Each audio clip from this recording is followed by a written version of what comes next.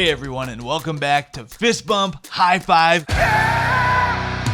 Whatever kind of day you're having, it's about to get a whole lot better because we get to talk about life getting back to normal today.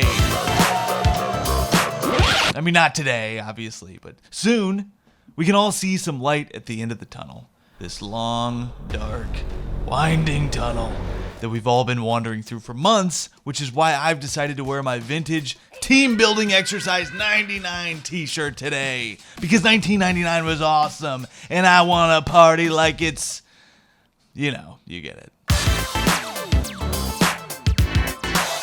We're in a new year, and we're once again facing a new normal. And not necessarily a new and improved normal either. It's kind of like new Coke. Sweeter, but a little disappointing because it's just not as good as you remember it. It's an astute observation. I know, that's why I'm the host. But this show isn't about me, it's about you, the HR professionals keeping people sane and productive no matter what the world throws at you. Sure, you spend a lot of time responding to voicemails and IMs with quick questions that were never quick. You got tons of emails from employees offering unwanted advice and opinions with a staggering array of fonts and colors that made them all look alarmingly like ransom notes. It wasn't easy, but you made it look that way. Can I open the kimono with you guys? I have to confess, I always wanted to work in HR. You seem like smart, funny people. You clearly perform well under pressure. Plus, and pretty importantly, you have that fully loaded candy dish. It's always stocked up. Is that like a thing? Is that a requirement or something? It's a nice touch. It takes the edge off of just about anything. A sweet piece of candy.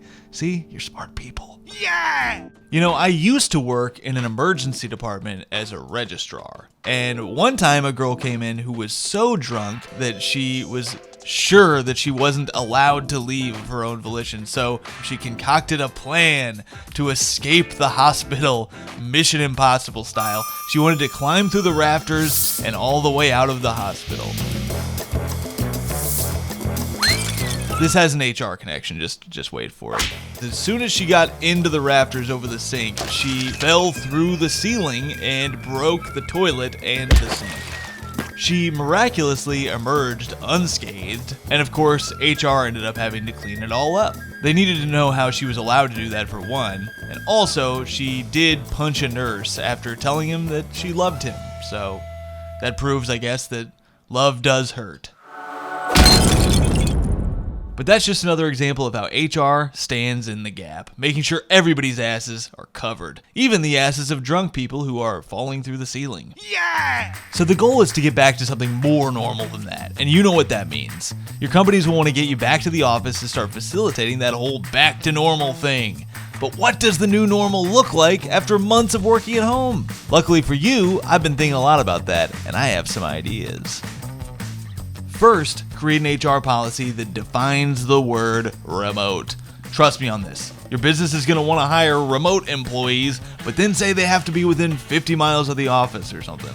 Or they're going to want greater diversity in the workforce, but only hire locally. We talked about that before, and it's still a non-starter if your local community isn't diverse to begin with. I'm just saying, let's define remote as an employee who can't get into the office without their passport. It's simple. If you're remote, you should be far, far away, like a galaxy in Star Wars. That's my motto. Second, since you'll likely be some of the first people back to the office, claim the best offices. Now's the time. If nobody's sitting in the chair, it's up for grabs. Move their stuff around. Move their pictures somewhere else to confuse them. Make them prove that your office used to be theirs. What are they going to do about it? Call security to move HR? You're the one who calls security. I'd like to see them try. Also, now's a good time to take all the best snacks and hide them somewhere. That's what I would do. Third, I'd stock up on snacks, blankets, and probably some space heaters. People are used to working in very different conditions at home. It's going to take some people a while to get back into the office mindset.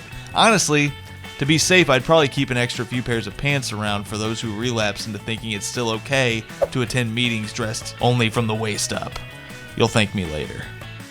And fourth, if you can swing it, set up a special room for an office dog. A cute, happy, super friendly dog. If somebody's having a bad day, just send them in that room. And if they don't emerge feeling better about the world and all of their problems, fire them immediately, because there's clearly something terribly wrong with them. As I said, I've flirted with the idea of working in HR for years. In fact, I tried to work in the HR department at the hospital I used to work at. Of course, at the time, I had no idea what HR even did. I just knew it paid $1 an hour more than I was making at the time. When they asked why I wanted to work in HR, I proudly said, I want to be a resource for humans. I didn't get that job, but I like to think that by doing this show, I've at least been a resource for the humans who are legitimate resources for other humans on a professional level. It's been an honor to be part of the HR world, and I hope you've appreciated all the fist bumps, high fives, and sincere sent lovingly from me to you. Now you go get that primo corner office before anybody gets back in the building. I'm Tom Thakkar. High five!